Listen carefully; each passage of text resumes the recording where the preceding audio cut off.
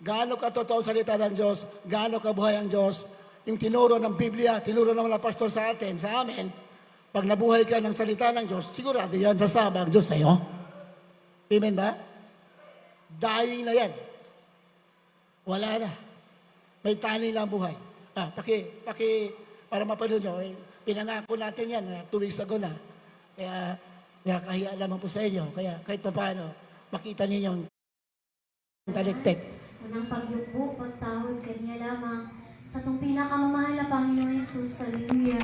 Bisan pa man, may gabi sa mga beloved preachers, praise the Lord. Kapatiran, baguhan o datihan, wala man kita'y bisita, may gabi ka na itong tanan, praise the Lord. Labaw sa itong pinakamamahal na Panginoon Jesus. Hallelujah. Mga minamahal, ginapasalamatan ko gayot sa itong nga Diyos. Hallelujah na. Kagahapon, daw dili ko katuong nga katong manggagawa sa unang nagalihans ka na ko. Hallelujah. Nanawag, praise God. Nya kay mga Tagalog man sila daw. Kinamuti ko na akong Tagalog, praise the Lord.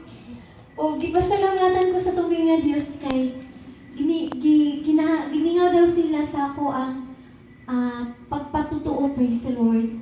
Gipasalamatan ko sa tubig nga Diyos na sa unang dalon ako diri sa Stanyol pa sa una, praise God. Sila ang naglihans ka na ako, praise God. Nya na daw gabi una, hallelujah. Nya, overnight man ka to pagdalo na mo, praise God. Wala di daw siya kapahulay tungod kay gibati daw niya nga naay mo abot nga kapat nga kanang dapat ang iampo, praise the Lord. Akong pasalamatan sa tubig nga Diyos tungod kay ako kadto, praise the Lord, nga umalabot nga dapat nila i-back up, praise the Lord. O panahon sa paglihans nila kanako, praise God. Tungod kay sa unang luhaton, hallelujah, isa lang yun nagkakaon, hallelujah, kada gabi lang, praise the Lord. Moto, hallelujah, paglihans nila kanako, daw ko gibuhusan og tubig gikan sa ulo, gigsangkog gyud ka na sa akong tibok lawas, mga minamahal. Dito gibati na ko nga nigaan ang ako. Thank you. Tuloy natin sa sunod. Hallelujah. Ipasalamat.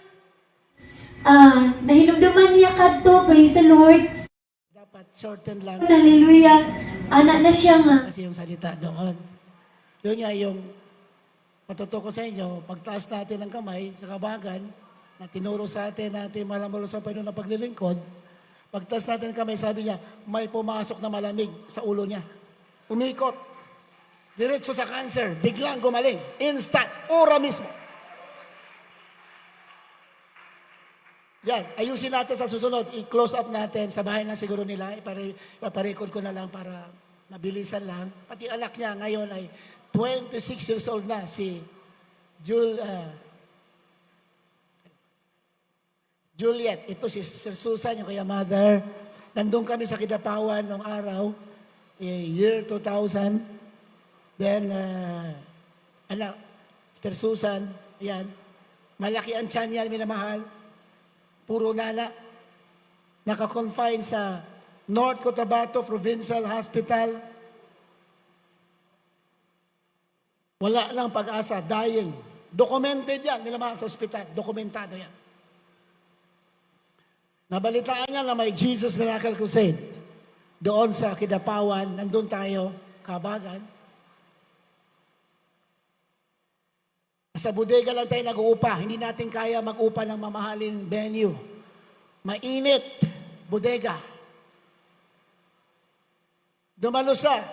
Nalalakad na napakabagal. Dahil sabi niya, pag napuwersa ako, napakasakit. Napakabaho.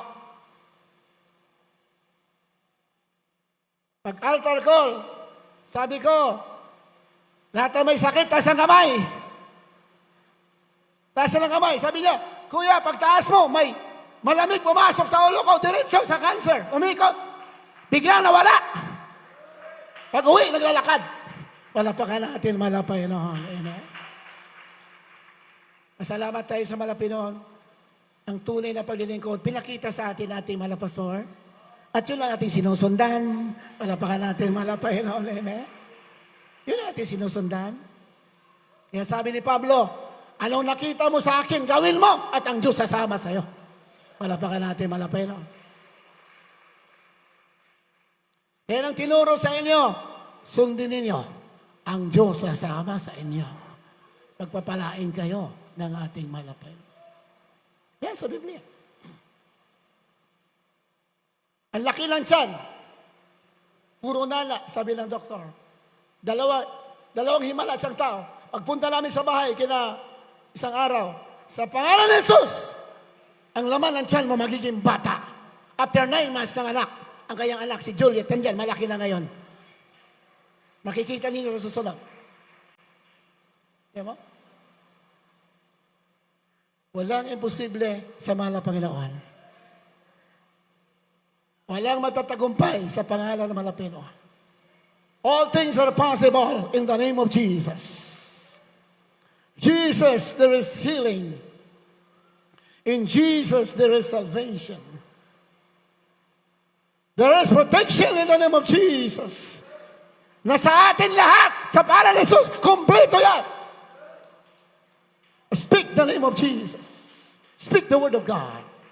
At hindi ka magagapi ng kaaway. Malapakan natin, malapakan natin. Amen. Kaya may mga pagsubok. Bago ka makakuha sa malaking tagumpay, marami pagsubok yan. Diba? Yan, Psalm chapter 66, 11 to 12. Nabasa na ba? Dito po sa mga awit, 66, 11 at 12. Yung sinuot kami sa silo, ikaw ay galagay na mainam na pasahan sa aming mga balakang. Yung pinasakay ang mga tao sa aming mga ulo. Kami ay nagdaan sa apoy at sa tubig. Ngunit dinala mo kami sa saganang dako. Adilan mo? 66:11. Iyong isinod kami sa silo. Ikaw ay naglagay ng mainam na pasan sa aming mga balakang. Pagsubok yan. 12. Iyong pinasakay ang mga tao sa aming mga ulo. Puro trials ang pinasakay mga tao. Ibig sabihin, inusig sila. Inapi sila ng mga tao. Kami ay nangagdaan sa apoy at sa tubig. Trials. Ngunit dinala mo kami sa saganang dako. Pagkatapos ng suffering, pagkatapos ng trials, sasagana ang buhay po natin. Malapakan natin, malapakan natin. Ganon din, pagpunta sa langit, bago mag-rapture, katakot-takot ang mga pagsubok dito. Ito na nga, nangyayari na. Nagigera. Ano ba yung nagbubomba yung mga langis? Mga deposito ng langis, pinagbubomba. Halata yung scripted. Totoo talaga, ang Biblia. Lang mundo ay pinapatakbo ng mga masasamang tao. Makikita niyo naman sa Epstein file Epstein files. Kawawa yung mga tao. Sunod-sunod sa mga leader na mga ginagamit ng kaaway. Ano mo? Kawawa yung mga tao. Kawawa. Kaya, dito lang talaga ang ligtas ka. Dito lang sa gawain ng ating malapeno. Pinagpala talaga kayo, tayo. Dahil alam natin ang salita ng Diyos. Dito ka, maglingkod dito may buhay. Bigay ang buhay mo. Huwag sa mundo. Dahil ang mundo, pinapalakad ng mga masasamang tao. The people are being exploited by these evil people. Ginagamit lamang ng mga tao for their own caprices. Kaya, pinagpala ka, dito ka, sa katotohanan, para mamamala ka na buhay na walang hanggan. Do not love the world, neither the things that are in the world. Huwag natin ibigin ang sanlibutan. Niyang mga bagay ng sanlibutan. 1 John chapter 2, verse 15 up to 17. Huwag natin ibigin ang sanlibutan. Niyang mga bagay sa sanlibutan. Huwag ninyo ibigin ang sanlibutan niyang mga bagay na sa sanlibutan. Kung ang sino man ay may ibig sa sanlibutan, ay wala sa kaniya ang pag-ibig ng Ama. Alam mo? Pinapaiwas tayo ng Diyos sa sanlibutan. Huwag tayo umibig sa sanlibutan. Kung mayroon kang pagpapala, gamitin mo sa pagliligtas na maraming kaluluwa. Amen? Huwag ka talaga. Huwag mo talaga ibigin. Marami sa ating pinagpala. Maraming Kristiyano pinagpala, pero maraming Kristiyanong malungkot. Alam mo bakit? Isinangtabi ang mahal na Panginoon. Sinangtabi yung may-ari ng pagpapala. Sinangtabi yung may-ari ng langit. Hindi galit ang Diyos sa may pagpapala. Kaya ka pinagpala para magamit ka sa gawain ng ating mahal na Panginoon. Amen? Yan ang purpose. Nakalimutan ng marami. We cannot serve God and wealth at the same time. Isa lang ang paglilingkuran natin, Diyos lang. Ang Diyos na pinilingkuran natin, mapagpala yan. Pero ang layunin, kaya tayo pinagpala para gamitin ka sa spiritual na bagay. Yun talaga, pinaka-number one reason. Hindi tayo maglulupasay sa kasalanan, sa sanlibutan. Dahil pinagpala ka, naglulupasay ka sa kasalanan. Hindi ka na namumuhay ng kabanalan, pinagpala ka, kawawa ka! Akala mo, masaya ka? No! Kawawa ka. Pag nag-rapture, kawawa ka. Pero kayo, na umibig sa Diyos, kahit may pagpapala, Diyos pa rin ang number one. Kayo ang tunay na pinagpala ng ating mahal na Panginoon.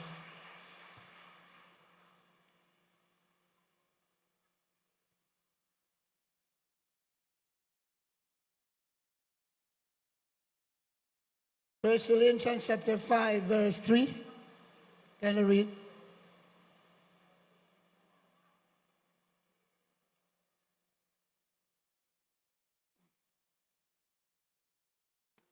Dito po sa aklat ng mga unang taga-Korinto 5, ang kabanata 3. Sapagkat ako, sa katotohanan, bagamat wala sa harapan ninyo, sa katawan, ngunit ako'y nasa harapan ninyo sa Espiritu. First Thessalonians chapter 5, verse 3. Unang Tesalonica 5, 3. Praise the Lord.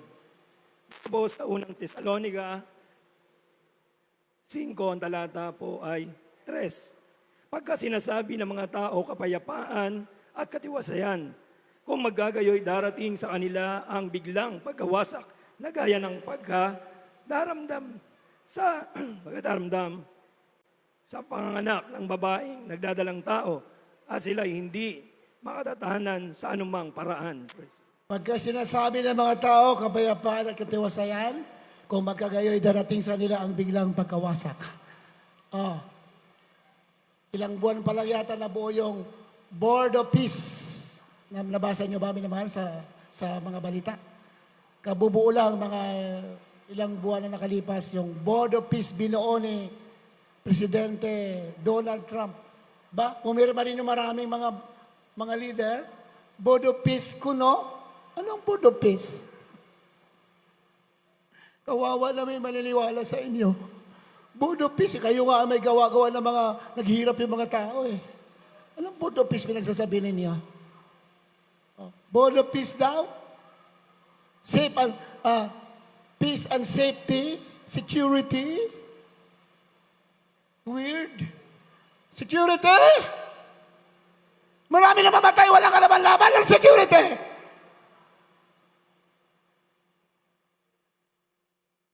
Marami natutulog sa pansitan, yung mga leader. Peace, security? Hindi totoo! Ang tunay na security, dito, kay Jesus Christ, He is the Prince of Peace. Siyang tunay na prinsipe ng kapayapaan.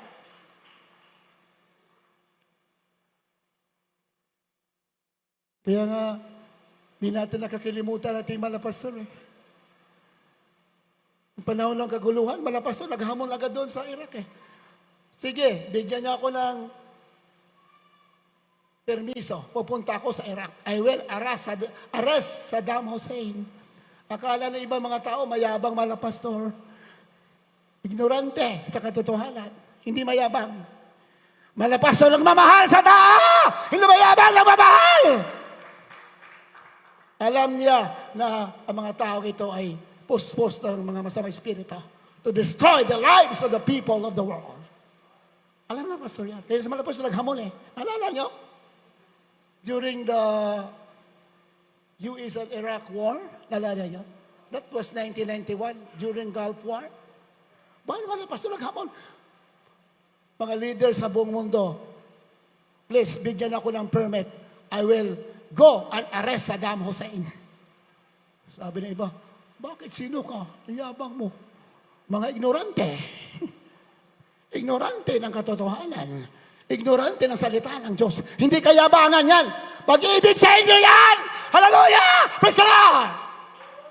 Pag nagira, namatay kayo, diretso na kasi impyerno. Pero pag may nangaral ng gospel, pag naniwala ka, pag namatay ka, o hindi ka na mamamatay, diretso ka na sa langit. Pag-ibig, hindi alam. Ang dami ignorante. Akala, kayabangan, ang ating kalaban dito, demonyo. Hindi ka pwede magpalamya-alam niya dito. You have to speak the word of God with authority. Hallelujah! Praise the Lord! Palambot-lambot ka dito, ay pagtatawanan ka ng demonyo. Kailangan mayroon kang kapangyarihan. But the kingdom of God is not in word, but in power. Hallelujah! Praise the Lord! Kapangyarihan. Hindi salita, kapangyarihan. Yung mga pastor, parang krusada, katakot-takot fasting and prayer. Hindi nga kasi salita eh. Hanggang ngayon, yan ang ating pinagsumikapan. Pray. Minsan, halos wala ka ng lakas. Magpipray ka, magpupuri ka. Because of your love for the Lord and for others. Hindi naman tayo nabubuhay sa sarili lang natin. Eh kung sa sarili natin nabubuhay, huwag tayo dito. Nabubuhay tayo sa Diyos at saka sa kapwa natin. Yan ang ating mandato. Yan ang calling sa atin. We live for God and for others. Halina sa Biblia. Pag sinabi ng mga tao, kapayapaan at katiwasayan, kung magkagayo'y darating sa kanila ang biglang pagkawasak, na gaya ng pagdaramdam sa panganganak ng babaeng nadadalang tao at sila hindi makakatanan sa anumang paraan. Diba? Yan. Pinirma na yung Board of Peace.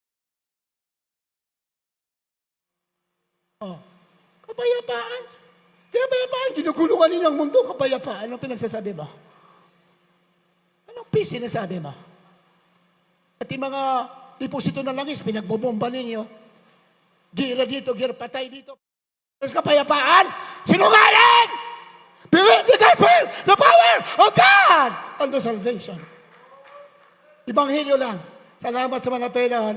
Hindi na tayo maisa ng mga tao na yan, ng mga pinapaikot ang mga mind ng mga tao sa mundo. Dahil we know the truth has set us free.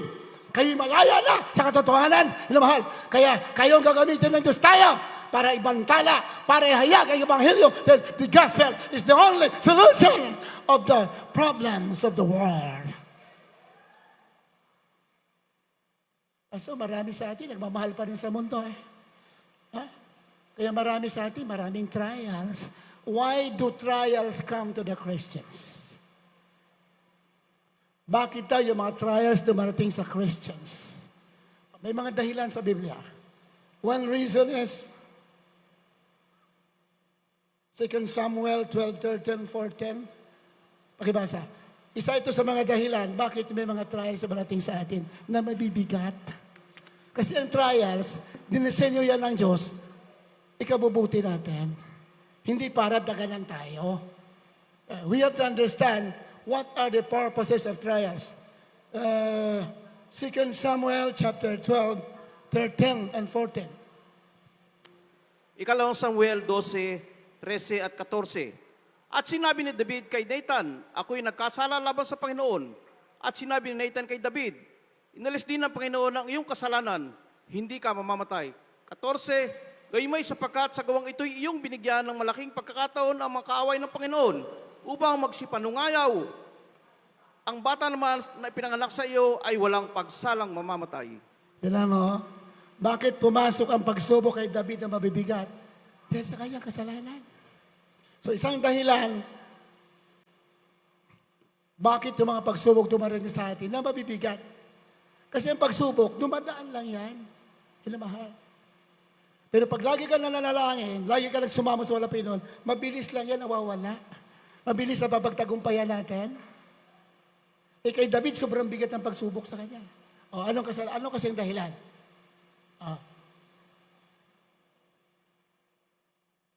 Sa 13, at sinabi na David kay Nathan, ako'y nagkasala laban sa Panginoon.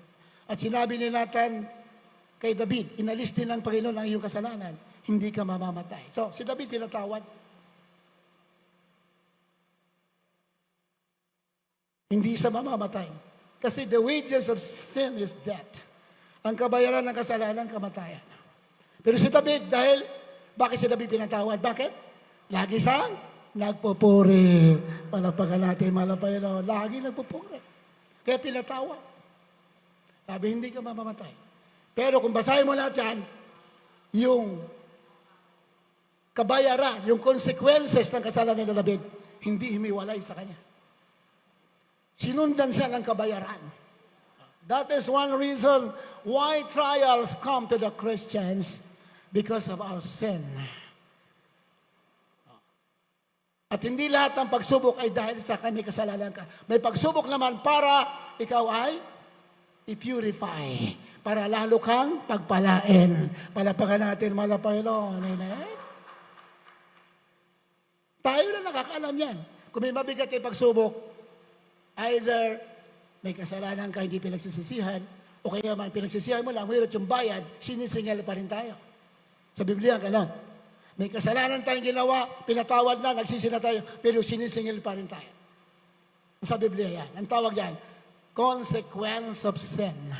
Kaya bago tayo gumawa ng kasalanan, mag-isipon na tayo. Madali magpatawad ang Diyos, pero yung bayad, matagal mawala. Yan po sa Biblia. Tumahal. Si David, hindi tinantanan. Hindi kita tatantanan. Sabi ng pagsubok. Hindi kita tatantanan. Hindi sa tinantanan si David. Bigat na kasalanan niya Pero siya ay pinatawad. Palapakan natin, pinatawad. David still among after God's own heart. Tao pa rin na ayon sa puso ng Diyos. Kahit na nagkasala siya, siya pa rin yung tao na ayon sa puso ng Diyos. Pero yung kabayaran ng kasalanan, siningil siya. God does not respect persons. Kahit sino pa tayo, pag mali tayo, sisingilin tayo. Hindi nagtatanging Diyos ang tao. Kahit sino pa tayo, pag nagkamali ka, babayaran mo yan. Kaya bago tayong gumawa, siguro na natin na ating ginagawa ayon sa salita ng Diyos. Palapakan natin, Panginoon. Amen. Kaya At sinabi na David, ako'y nagkasala sa Panginoon. At sinabi ni Nathan kay David, inalis din ng Panginoon yung kasalanan, hindi ka mamamatay. 14. Gayon may, sapagkat sa gawang ito'y iyong binigyan ng malaking pagkakataon na makaaway ng Panginoon upang magsipanungayaw. Ang bata naman na pinarak sa iyo ay walang pagsalang mamamatay. Ang bayad sa kanyang kasalanan, yung anak niya patay. Yung kalaban ng Panginoon, yung mga unbelievers, inusig si David. Maraming sinasabing masama laban sa kanya. Isa yan sa mga kabayaran. Consequence ang tawag doon. Yung tabak sa sambayan ni David, hindi naalis. Yung kaguluhan. Pero si David ay matuwid pa rin, pinatawad. Ngunit yung bayad, hindi basta-basta inalis. Hindi yan alis. Kasi si David ay hari. Much is given, much is required. Pag mataas ang posisyon mo sa spiritual, mas malaki ang pananagutan natin. Kaya dapat, our decision are fair and right. Our judgment is correct and justice and righteous. Kasi, pag nagkamali tayo, malaki ang ating pananagutan. Because much is given, much is required. Pero dahil nasa panahon ng biyaya, ang kasalanan natin lahat, pinapatawad. Pinapatawad lahat. Ngunit, ang prinsipyo, babayaran natin. Tagalangit ka pa din, ngunit, marami kang trials na bibigyan talaga. Yan ang sagot sa question natin, sa tanong, Why do trials come? Because of our sins. Most of the time, sa ating pagkukulang. Kung mabigat masyado, sisingilin tayo na matagal. Pero oras na paghihintay ng tawad, patatawarin tayo. Ora mismo din. Yung nga lang, yung bayad, hindi agad naaalas. Kaya ingat-ingat po tayo, minamahal. We are already in the end times. Sabi ng Biblia, ang diablo ay galit na galit sapagkat alam niya na maikli lamang kayang panahon. At hindi niya kaya labanan ng Diyos. Sino ang tinatake? Tayo ang inatake. We are being under attack by the enemy. Araw-araw tinatake. Kaya minamahal, huwag ka tumingin sa mga pagsubok. Huwag mong tingnan yan. Pansamantala lang yan. Tingnan mo, tagalangit ka, tagapagmana ka ng buhay na wala hanggan. Purihin ang ating malapit. Kaya nga, minamahal, dinaig nila ang diablo sa magitan ng dugo ng kordero at ng kanilang mga patotoo. Patotoo ng salita ng Diyos. They overcame him by the blood of the Lamb and by the word of their testimony. Kaya minamahal, yan ang laging pinaparating sa inyo na mahal na Panginoon. Speak the word of God. Declare the word of God. Araw-araw yan. Araw-araw, banggitin mo ang salita ng Diyos. Weapon yan. Matagal na tayong Kristiyano, yung natutuhan natin sa ating ginagalang na mga magulang sa Malapinon, huwag nating kalimutan. Palapakan natin, Malapinon. Huwag natin kalimutan. And pinanalangin tayo nila nung araw pa. Pinanalangin tayo. Kaya, hindi pwede na hindi tayo magtagumpay. Magtatagumpay tayo because we are being taught by the Word of God. Palapakan natin, Malapinon. Kaya minamahal, nandito na tayo sa mga huling panahon, huling oras na. Nandito na tayo, parang sabi ng iba, parang hindi naman mangyayari. Ganun na ganun sa Balang Sulatan. Akala natin walang mangyayari. Bigla lang po yan. Bigla. Kaya, ang ating pamumuhay, normal lang, ito pa rin. Tuloy-tuloy lang tayo. Ang mahalaga, tayo sumusunod sa kalooban ng ating Malapeno. Kung nagtatrabaho tayo, tuloy ang ating patrabaho. Kung anong ginagawa natin, tuloy lang. Pero huwag tayong susunod sa sistema ng sanlibutan nito. Dahil ang sino man umiibig sa mundo, wala sa kanya ang pag-ibig ng Ama. Pinagpala kayo, we are in the world, but we are not of this world. Tayo na sa mundo na bubuhay, pero ang ating pamamaraan ng mamuhay, hiwalay sa mundo. Hiwalay tayo, hindi katulad sa mundo ating pamuhay. Meron tayong kabalalan, meron tayong katwiran, minahal, tayo pinagpala, gamitin natin. Kung anong kailangan sa gawain, gamitin mo. Lalo kang papapalain ng ating malapit. Habang tayo maawit, puri ng Panginoon.